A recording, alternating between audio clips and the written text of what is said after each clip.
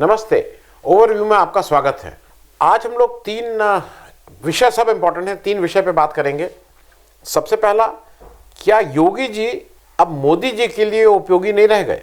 दूसरा, क्या India Russia से दूर और अमेरिका के नज़दीक जा रहा है? और तीसरा, क्या पाकिस्तान रूस से मिलकर भारत को घेरने की कोशिश कर रहा है?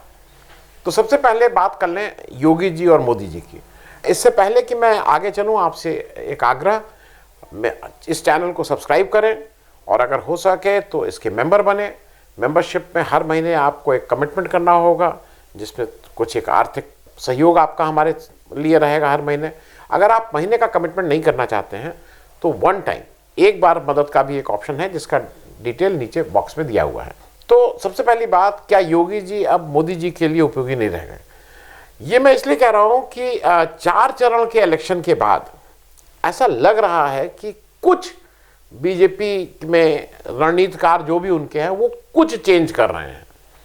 क्योंकि शुरू में पिछले 6-8 महीने से, एक साल से एक हाइप बन रही थी, योगी है ज़रूरी, योगी है उपयोगी, फिर भाजपा मतलब योगी सरकार कैसे भी यूपी मांगे, योगी सरकार इत्यादि इत्यादि। एकदम से 4 चरण के इलेक्शन के बाद कुछ चीज़ें ग्राउंड पे चेंज हो रही हैं।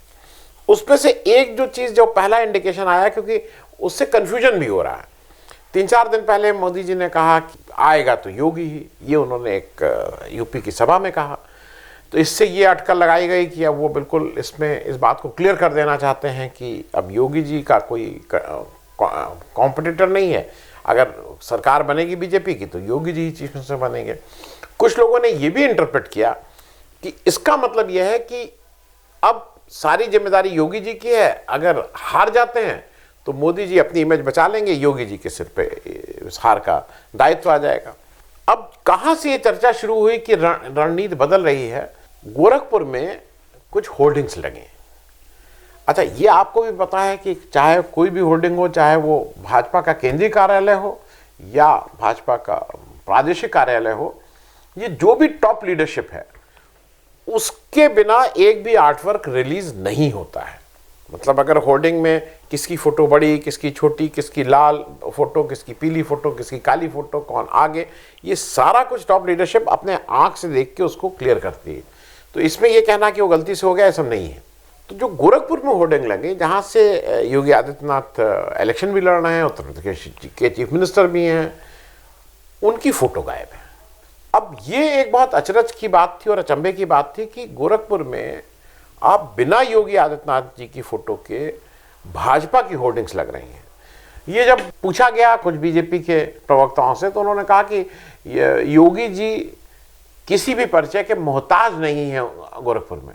तो उनसे काउंटर क्वेश्चन लोगों ने किया कि तो क्या मोदी जी मोहताज हैं? क्योंकि ये चीज़ें लोगों को पच नहीं रही हैं कि गोरखपुर में आपने योगी जी की फोटो हटा दी है। अच्छा, अब कुछ लोग उसके लिए ये आर्गुमेंट कर रहे हैं कि यहाँ पे चूंकि खर्चा ज़्यादा आ जाता, और ये जो 15 होर्डिंग लगी हैं ये योगी जी के खर्चे में मान लिया गया होता, तो इसलिए उस खर्चे को कम रखने के लिए इस होर्डिंग में से उनकी चेहरा हटाया गया है, तो उनके खर्चे में नहीं आएगा।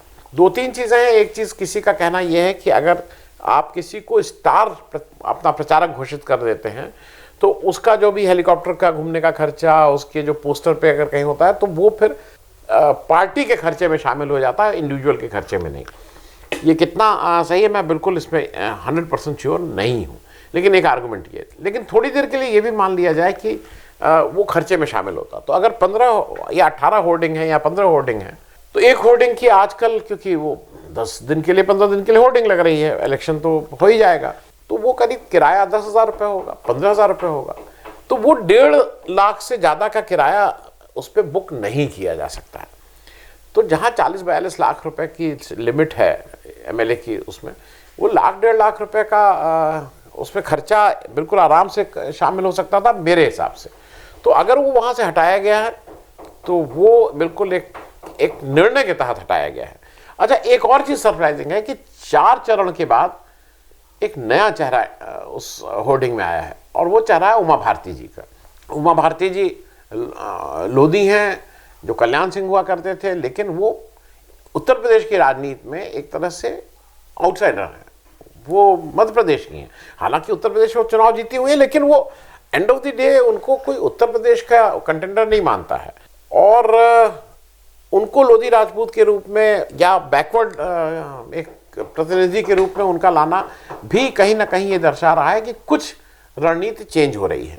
लेकिन उसमें भी यह है कि अगर आपको बैकवर्ड लीडरशिप को ही आगे बढ़ाना था तो मेरे ख्याल में केशव प्रसाद मौर्य वो बेहतर चॉइस थे, क्योंकि केशव प्रसाद मौर्य बिल्कुल इस्टेब्लिश बैकवर्ड लीडर हैं, इसमें कोई दो राय नहीं है। कुछ लोगों का ये भी कहना है कि शायद ये एक जवाब है जो पुरानी बात का, क्योंकि राजनीति में कोई किसी का आपने मुझे कुछ कहा तो लोग मन में रखते हैं और सही समय पे उसका जवाब देते हैं। कुछ लोगों का कहना यह है कि कुछ महीना पहले उत्तर प्रदेश बीजेपी के ऑफिशियल ट्विटर अकाउंट से मोदी जी, नड्डा जी और अमित शाह साहब की फोटो हटा दी गई थी। वो फोटो या तो स्वतंत्र देव सिंह के कहने से हटाई गई थी या मुख्यमंत्री के कहने से हटाई गई थी, वो तो हटी थी। तो शायद कुछ लोग ये कह रहे हैं कि उसका जवाब इस समय दिया जा रहा है इनकी फोटो हटा के, इस तरह की अटकलें हैं। लेकिन ये तय है कि जितना उपयोगी मोदी जी योगी जी को मान रहे थे, उसमें कहीं ना कहीं एक फर्क आया है। अब वो कितने उपयोगी रह गए हैं ये तो आने वाला समय चुनाव के मतलब गणना के बाद ही पता लगेगा। अब मैं आ जा रहा हूँ जो दूसरी बात है और जो इम्पोर्टेंट है, क्या इंडिया रशिया से दूर और अमेरिका के नज़दीक जा रहा है। ये मैं इसलिए आपसे बोल रहा हूँ कि अभी यूनाइटेड नेशन सिक्योरिटी काउंसिल में एक रेजोल्यूशन आया जिसको अमेरिका और अल्बानिया ने उसको स्पॉन्सर मतलब प्रेजेंट किया था। मैं थोड़ा ये बता दूं कि यूनाइटेड नेशन सिक्योरिटी काउंसिल में 15 मेंबर होते हैं, 5 उसमें परमानेंट मेंबर हैं। आपको पता ही है 5 permanent member, China, US, UK, France और रशिया, ये लोग 5 परमानेंट मेंबर हैं। और उसके 10 नॉन परमानेंट मेंबर रहते हैं जो रोटेट होते रहते हैं यूएन की सिक्योरिटी काउंसिल में।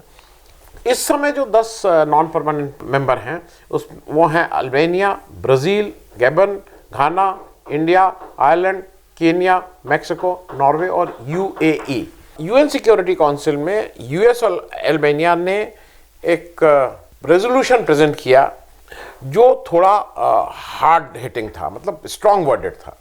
ये बात मैं कर रहा हूँ जो रशिया ने यूक्रेन के ऊपर आक्रमण किया और जो उनका युद्ध चल रहा है उसके बारे में। इस रेजोल्यूशन में कहा गया कि UN security council deplores in the strongest terms Russian aggression against Ukraine.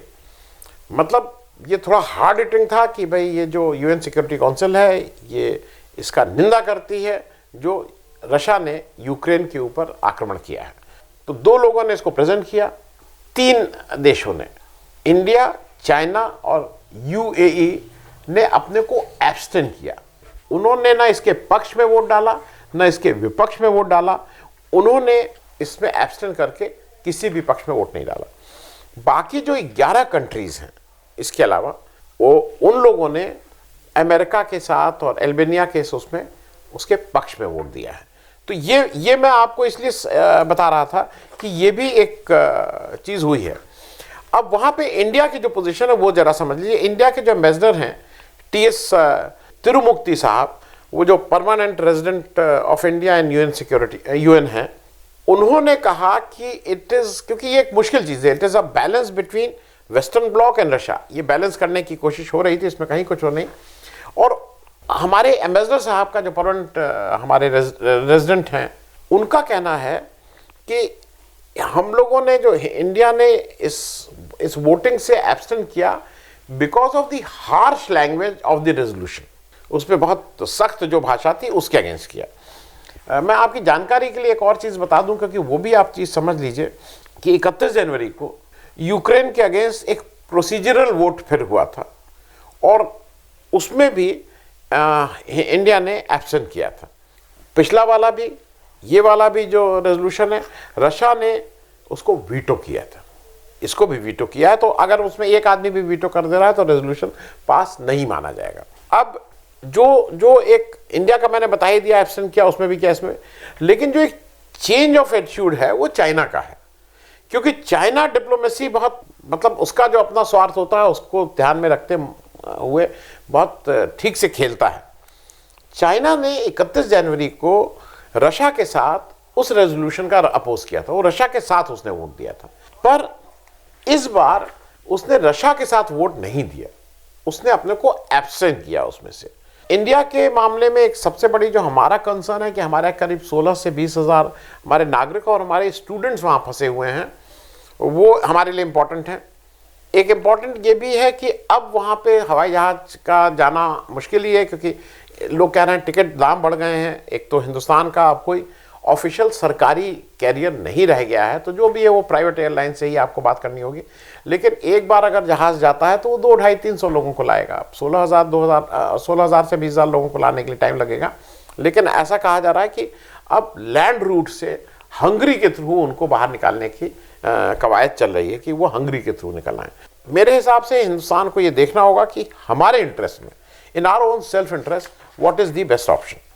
अब हम तीसरी बात पे आ जा रहे हैं कि क्या पाकिस्तान रूस के से मिलकर भारत को घेरेंगे।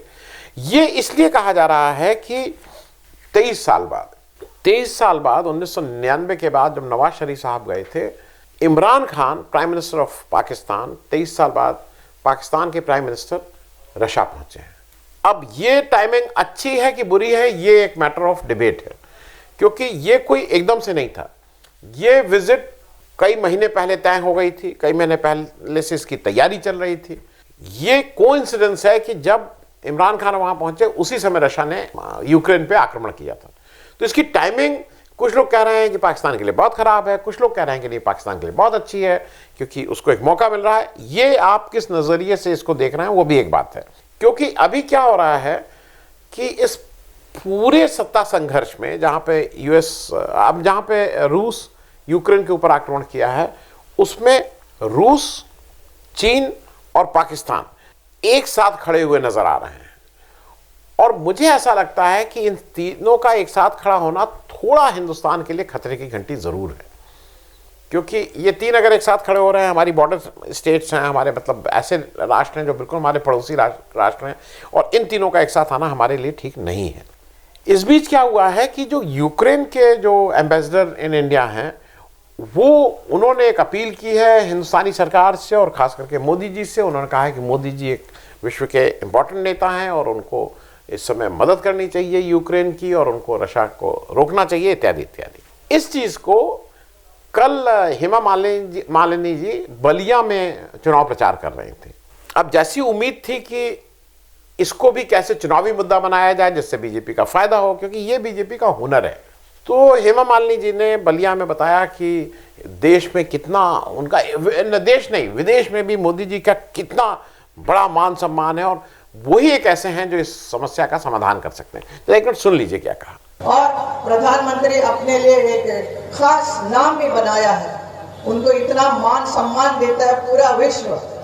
अभी भी आप देखिए यूक्रेन और रशिया का जो युद्ध चल रहा है, उसमें भी हमारे माननीय प्रधानमंत्री भाग लेकर उसमें उसको रोकने की कोशिश कर रहे हैं। इसके लिए सब लोग विनती कर रहे हैं हमारे मोदी जी से, क्योंकि मोदी जी को बहुत बड़ा वर्ल्ड लीडर मानते हैं, आप सब लोग भी मानते होंगे। हमारे लिए बहुत ही गर्व की बात है।